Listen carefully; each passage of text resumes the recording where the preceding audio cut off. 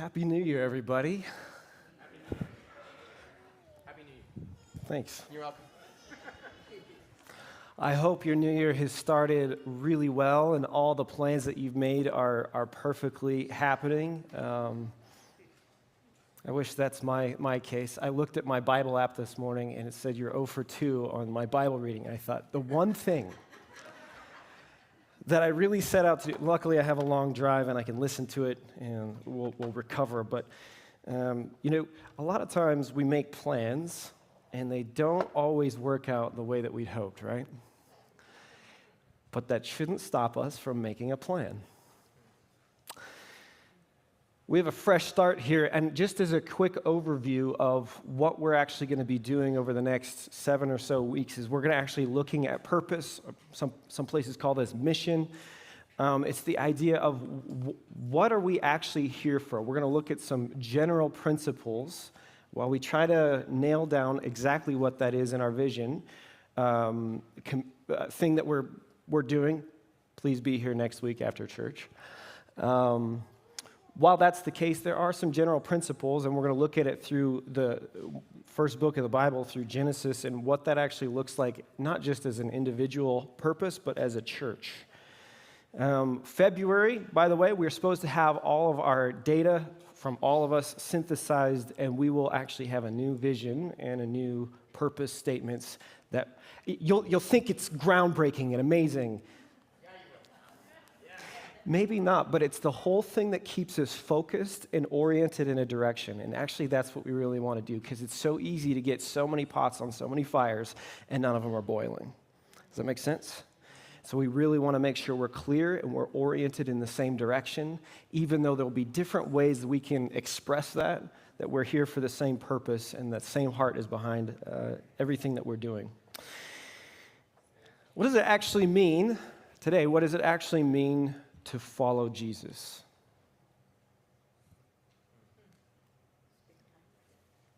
Spend time with him? Have a relationship? What's that? A discipleship. We'll go into that. Yeah, thank you for saying that. You fell right into the trap that I was hoping somebody was going to fall into. I think we have to ask a question of what did Jesus actually come here to do? And if we're a follower of Jesus, and if he was up to something and wanted us to be up to something, if we're following him, we have to ask, what are we actually, yes, we're with him first and foremost, but what was he actually up to? There's that whole thing about saving the world, but that's whatever. We'll cover that, other days. There's this idea in the first century, what it actually meant to have the Messiah come is that your teacher, the very way of life, in fact, Jesus says, I am the truth, the life, and the way. I'm the road system that you actually follow, that you're actually on. And for the first century Jew, if you had the Messiah, if you had somebody coming up to you saying, come and follow me, it was to come and to live with them. And what we typically do is we say, we talk so much about discipleship and we talk about being a student of Jesus, and that's what we typically think when we look at discipleship. We look at, do I understand what Jesus meant, and do I believe it, and am I sure that those are the beliefs that I should live by? And then we're baptized. And that's the end of it. And we wonder, why can't I hear God's voice? And where's Jesus in all this? And I struggle. It's because that those beliefs are, as wonderful as they are, they're not a connection with Jesus, and we talked about that last week. The idea of a disciple in the Bible, in our minds, maybe you've heard Pastor David or myself say this word, apprentice. It would be far better understanding for us. Instead of, when we think of a disciple, we think of someone sitting in a seat, listening to a teacher over a microphone.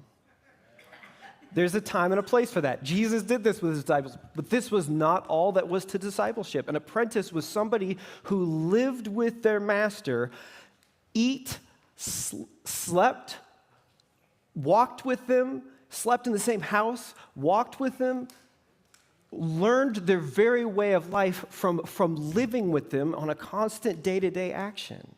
This was the term what disciple meant. I thought it was always weird that if somebody came up to you and said, come and follow me right now, would you drop your whole family and everything and leave them right now? It's like, no, I probably wouldn't.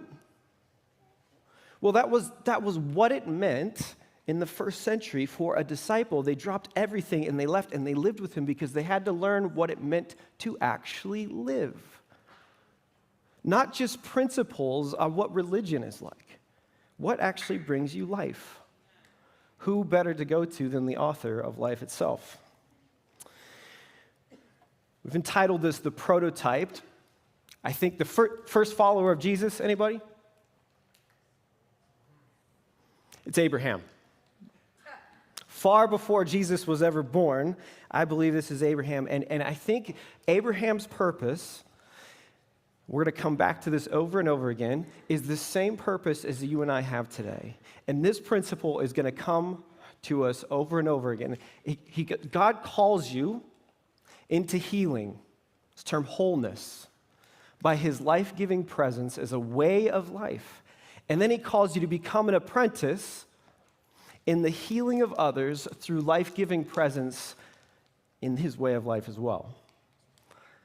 He calls you to do this thing and to also make other apprentices. And he's calling Abraham to do this. Let's read it for a second. We have Genesis chapter 12, verses 1 and 2. So the Lord had said to Abram, leave your native country, your relatives, and your father's family, and go to the land that I will show you, and I will make you a great nation.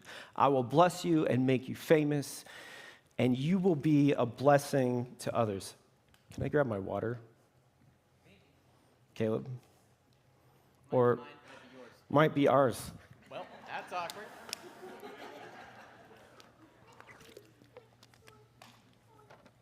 Why would God do this to anybody? He takes him, by the way, this is probably much easier for us to come to grips with today in today's world, where we're constantly leaving. We're leaving our home groups and establishing ourselves all the way across the country, sometimes in other countries. But why would God do this back then? This is leaving the stability of everything he's ever known, leaving basically his career, his comfort of home, the very way he was supposed to eat, sleep, get water. I mean, he left everything for the unknown. That's a really scary thing if you think about it back then. By the way, he's 75 when he does this. How many 75-year-olds in here? Why do your hands not go up very high? It's like, don't point that up.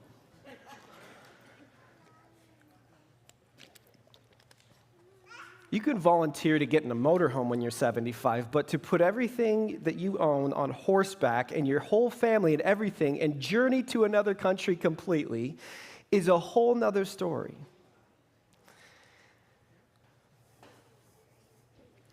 This happens, I believe, because he first hears God's voice. That's the very first thing that happens, is the Lord said something to him. And it's a very easy thing to skip over and say, what are we supposed to be doing? It's that, by the way. Last night we sat in this room and we practiced trying to do that, by the way. The first Friday of every month, we are trying to hear God's voice. We're trying to listen for him, both in our personal lives and corporately as a church, to see where he's headed, where he's leading us. And yes, it could be a very scary place, and there's a lot of unknown. We'll get to that. I'm getting ahead of myself, and it's very exciting.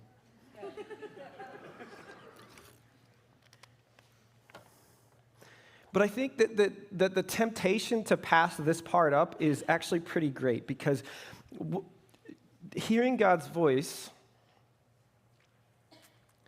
isn't easy. It's actually far more difficult than I would ever have imagined. And I would want God to make it much easier for me. But I think this is actually, we'll talk more about this next week, I think the difficulty of hearing God's voice is actually by design.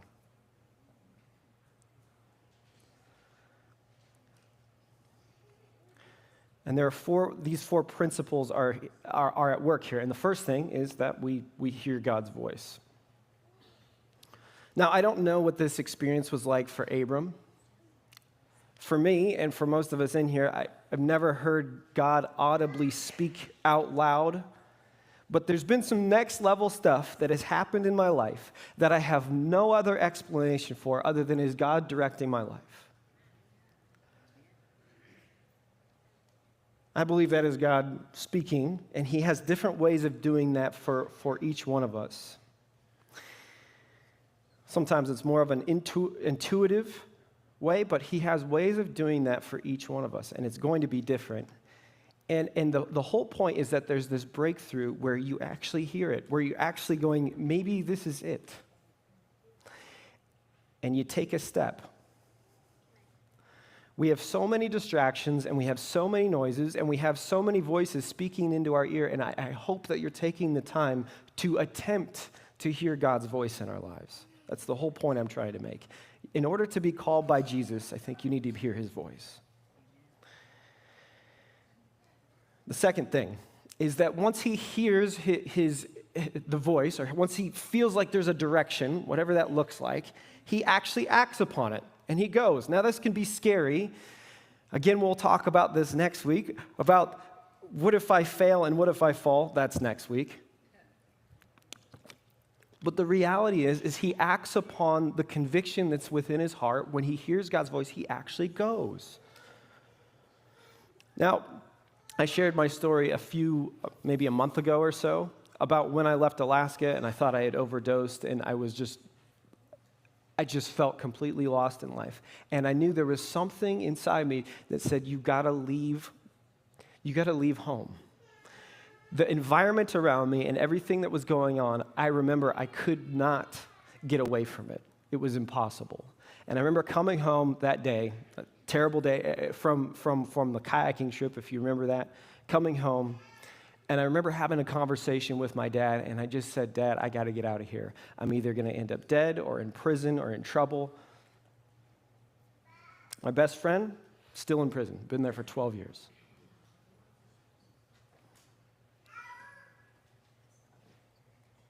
And while I hope he's out soon, I realized that if I didn't leave and start a different life, the things around me were going to absolutely consume me, and they're going to keep me there. Now, just a note on this, that changing our location, even in my own life, was not the answer for me, all the answer. It was part of the answer. They followed me down there. I talked about that. My problems did. But here's the thing, is that I knew I needed to give up the direction I was going, so I had a conversation with my dad. I said, Dad, I got to leave.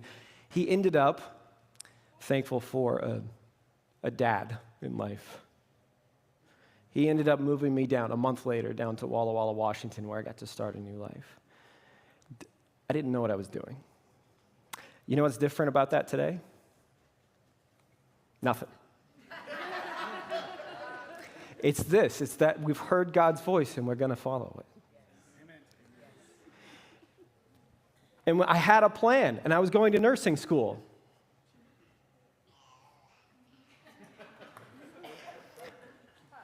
I married one. Much better, by the way. Love you, honey. The ultimate thing, I didn't know a lot of the specifics. I thought I was going to nursing school, and I thought I was going to do a lot of things. The ultimate thing I was after was actually life, and I found it. It wasn't in the direction I thought, and that's true for Abram as well. He goes, I'm going to head out in this direction, because I know that's where life is at. I think God encourages us to do the same thing, and the church we need to realize our ultimate purpose. The details is what we're going to figure out next week. That's what we're continuing to actually look at, but we need to understand our ultimate purpose in life, and as a church, is to be healed, to hear his voice, to act upon it, to be healed, and to help other people with that healing.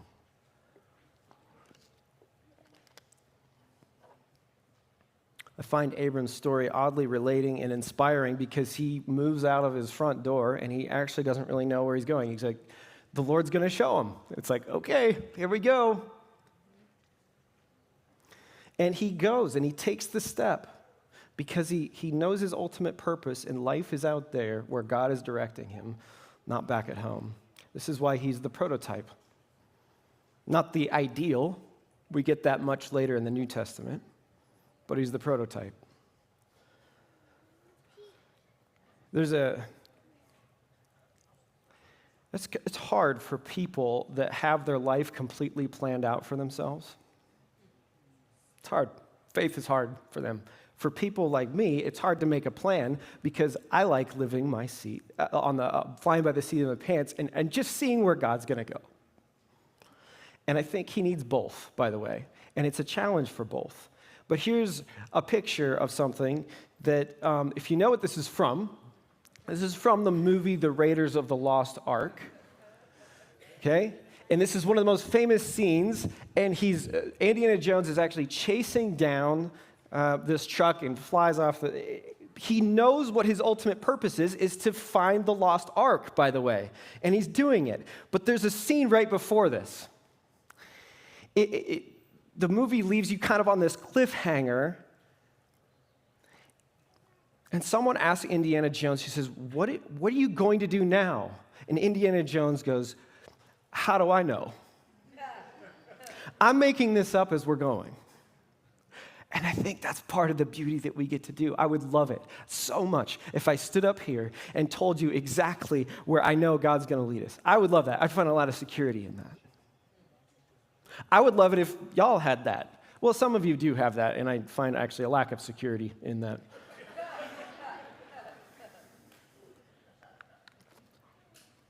But I think that if any one of us had the perfect plan for the church and had it all laid out and every little thing mapped out, I think it would be a disaster. Because we've got to give God room to work. And part of this thing is that we're actually producing it as we go. Be patient with your leadership. Okay? We act. God calls us to something, and then we act. We listen to his voice, and we go. And I think he blesses that.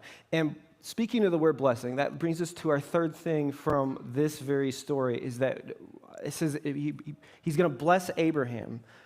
Now, I don't like the Hebrew language at all. I much prefer Greek. And the reason is because in the Hebrew language, one word can mean it feels like 10 different words. And this word to find a blessing, it's strongly linked to being successful.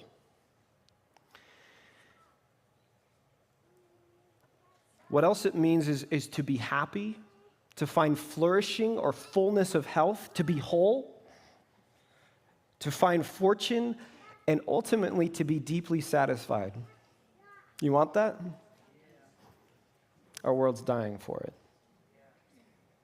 We're looking for satisfaction in all these places. We're going everywhere we can possibly go to find satisfaction, and yet God is saying, I've got it for you, but it's not what you think it is.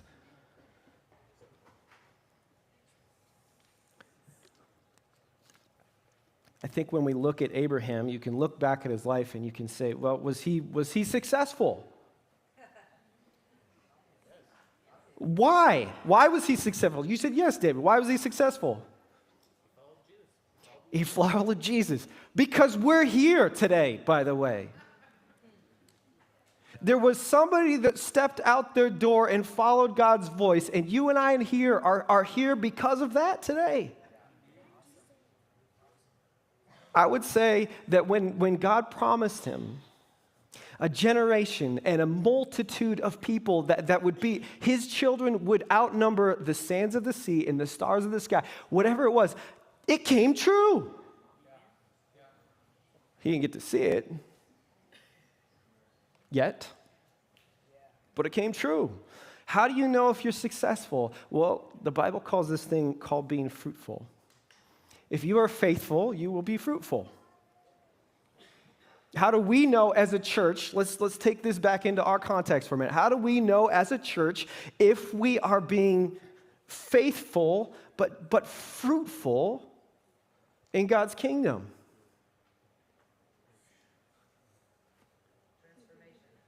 Don't spoil it. Someone was supposed to say, well, look at our church. It's full. Right? It feels good, doesn't it? You know who feels good, the most good about that? It's probably me. It's such an ego boost to a pastor. Our church is full. It's not enough, you guys. This is not why we're here. It feels great. It's exciting. And that's the problem, is that we think that church growth, we think that people coming to this place and coming here and filling up our seats is an end of itself, and it's just not. Now, what happens here is the hope of that transformation process. It's not that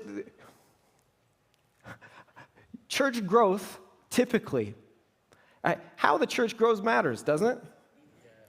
And typically throughout our Adventist culture, especially when churches are so close together, what is church growth?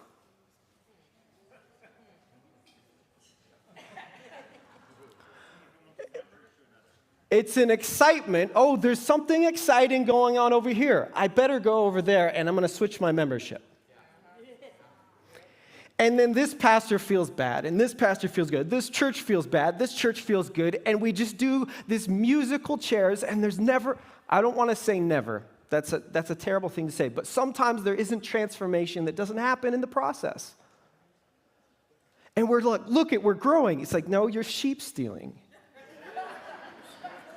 And there's plenty of evidence in the Bible that that's actually not a good thing.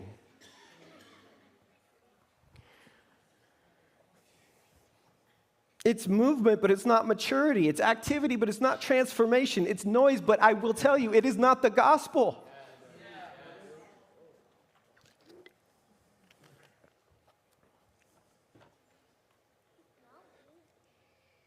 We're watching, actually, a huge surge of people coming back to church. I talked about this a little bit last week, among millennials and Gen Z. Massive surge and a comeback, and that's something to celebrate.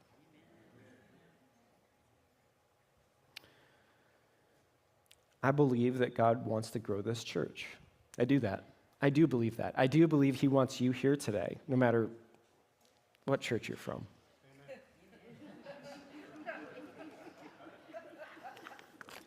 But there's a story in the Bible. You remember if you're not familiar with the Bible, there's this story about Jesus, and He feeds 5,000 people, probably more. He feeds all of them, and the disciples collect food afterwards, and it's this crazy miracle that happens. And so He and the disciples, they leave on boat, and they go across the lake, and there's all these people that end up following Him across the lake. And He goes, "Why have you shown up here today across the lake?" He goes, "You showed up because you ate the fish and you ate the loaves of bread. That's why you're here today." And then He says something. He says, "But unless you eat my flesh and you drink my blood, you won't have any part of me." Do you know what happens right after that? A bunch of people walk away from Him. You think Jesus didn't know what He was doing? He knew exactly what He was doing. Because Jesus, I'm sorry if this hurts, but Jesus wasn't interested in excitement, in entertainment, and He wasn't even interested in the crowd. He was interested in the right crowd. He was interested in the heart that was searching after life, that has not found it, and that is desperate for it. I do believe that He finds that in His disciples, and my favorite response to anything Jesus has ever asked anybody is Peter's response to Jesus. In the Greek, it actually shows, it's a type of language in the original language where Jesus is setting Peter up to give him a negative response. It's like, "Are you going to leave me too? Go on then." And Peter's response to that is, "Where else am I going to go?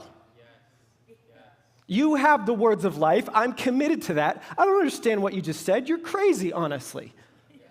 Eat your flesh and drink your blood." You think the disciples understood that? I don't think they did. And they stayed. Because they knew that there was something else up, and they were hungry for something far more than bread and fish. They were hungry for more than excitement and entertainment. They were hungry for the very words of life.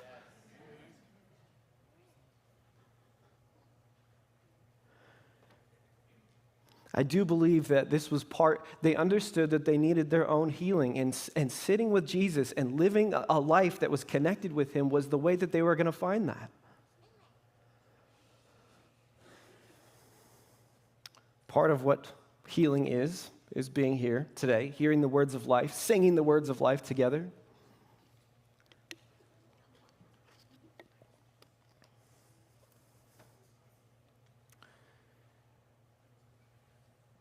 So if we go back over, he hears the voice of God. He acts, Abraham's story. He acts, and he's healed, or he finds success, the right success in the process.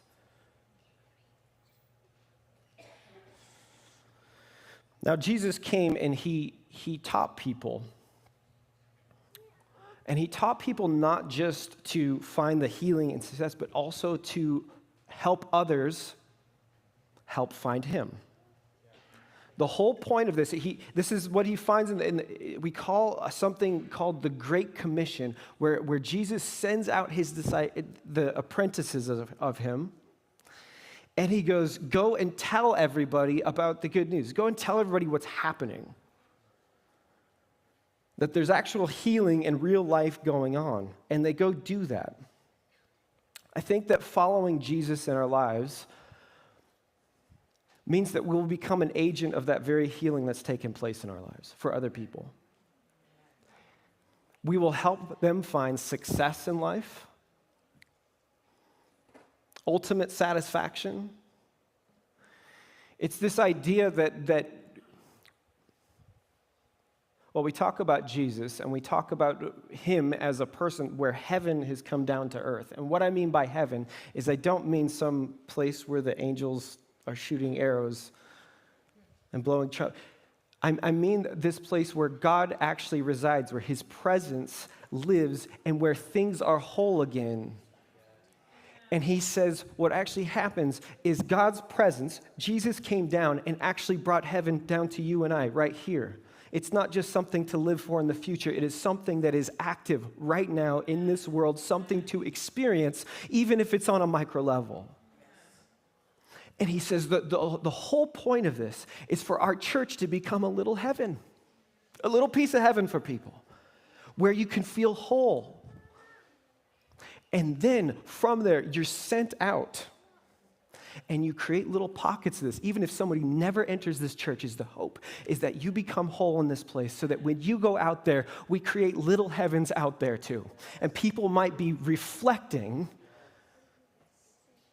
who Jesus actually is, the very presence, what his presence has done in your life and in the lives of the people of this church. And when that happens, healing will start to take place. It won't just be church growth.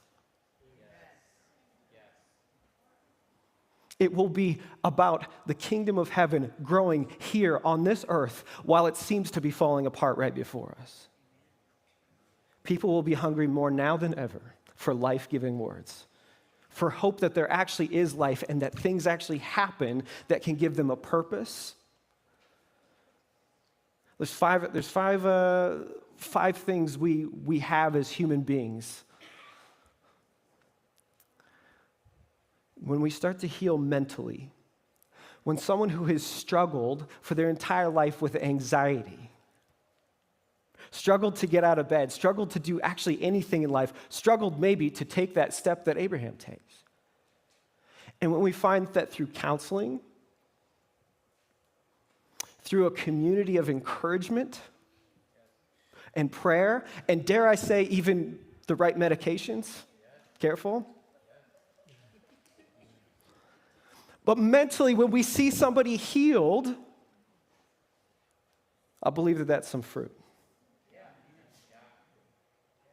And physically, when we go to the medical field, when we go to the doctors, and surgery isn't an option, and nothing else is an option, and their last-ditch effort is to come here for prayer, and somehow they go back. I've heard these stories before. Somehow they go back and say the cancer's gone, and we don't know why. When that starts to happen, when we hear those stories continued, I do believe the same miracles. Sometimes I read Jesus' stories and I'm like, well, why doesn't that happen? I think they actually do. They may not look exactly the same, but I do believe in the power, not just of prayer, but in taking care of ourselves and learning about our bodies and actually continuing to grow in our understanding of that. When there's healing that takes place, that's fruit. Mentally, physically, and spiritually. When we hear stories like people that have walked, or entire generations that have walked away from God and they're returning because they haven't found a purpose in the world and they're finding it back in the church and they're finding the voice of God and they're starting to follow it, there's some fruit there. There's some success. That's how we measure success as a church. What about emotionally? When you hear, I heard a story just last week of this, of someone who had put off a conversation for far too long. They've held a grudge against someone else.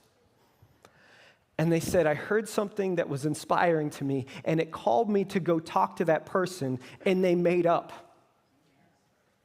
When you hear of broken relationships and all these broken things and these grudges, finally, when those walls come down and you realize that you've had to ask for forgiveness from God and that somehow He's going to provide a way for you to do that with other people and mend your relationships, that's fruit. That's success. And socially, mentally, physically, spiritually, emotionally, and socially, when the loneliness epidemic starts to fade in this very place. It is across generations, and it is only getting worse.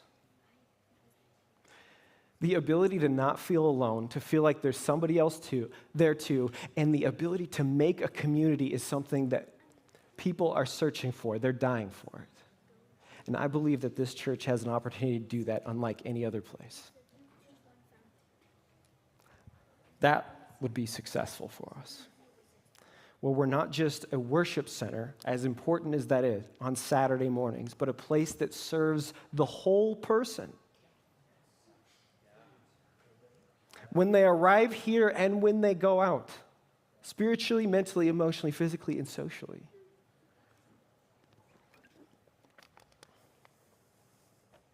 I think the reason this church, we call it a sanctuary, it's because that's where God lives. But that's the whole point, is to have a place where you're healed, you yourself are healed, and that you can go out from that place and create these little pockets of healing. That's when our church will find success, because it was the original plan from the beginning. That's why God sent Abraham out in the beginning, and that's why God sends you and I out here today.